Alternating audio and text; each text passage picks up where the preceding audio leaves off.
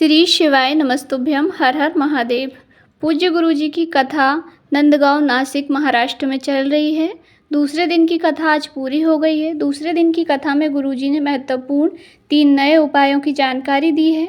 तो आपको तीनों नए उपाय की जानकारी इसी छोटे से वीडियो के माध्यम से प्राप्त हो जाएगी। वीडियो में बने रहिए।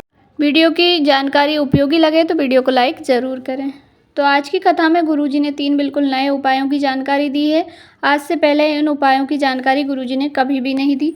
सबसे पहले तो गुरुजी ने कहा, यदि हम पार्थिव शिवलिंग का जब निर्माण करते हैं, कभी भी आप घर में पार्थिव शिवलिंग का निर्माण करो, जैसे शिवरात्रि पे करो या सोमवार के दिन किसी विशेष तिथि पे पार्थिव शिवलिंग का निर्माण करते हैं, तो हमारे मन में जब हम शिवलिंग का निर्माण करते हैं उस समय पे हमारे मन में जो कामना, जो भाव चल रहा होता है, भोलेनाथ उसे अपने आप पूर्ण कर देते हैं। तो आप महीने में एक बार पार्थिव शिवलिंग का पूजन अपने घर में ज़रूर करें।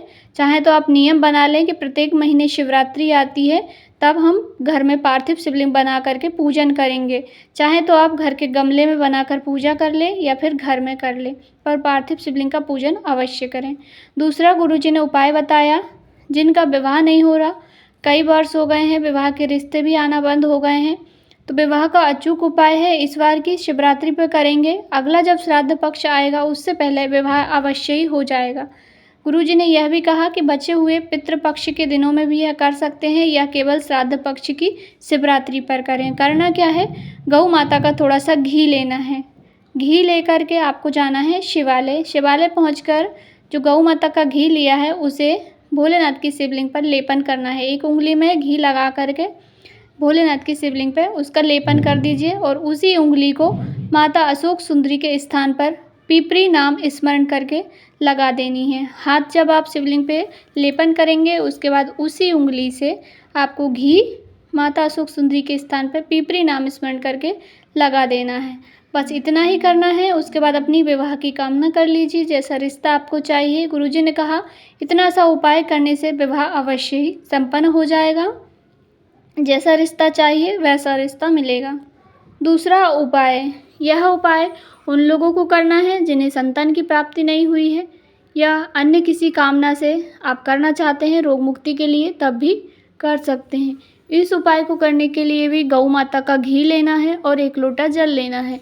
यह उपाय केवल शिवरात्रि पर करना है, अन्य किसी दिन पर नहीं करना है।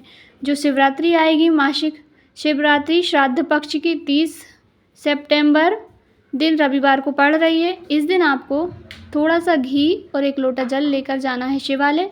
पति पत्नी कोई भी जा सकता है। जाकर सबसे पहले आपको घी का लेपन शिवलिंग पे कर देना है। लेपन करने के बाद 1 लोटा जल भोलेनाथ की शिवलिंग पे अर्पित कर देना है।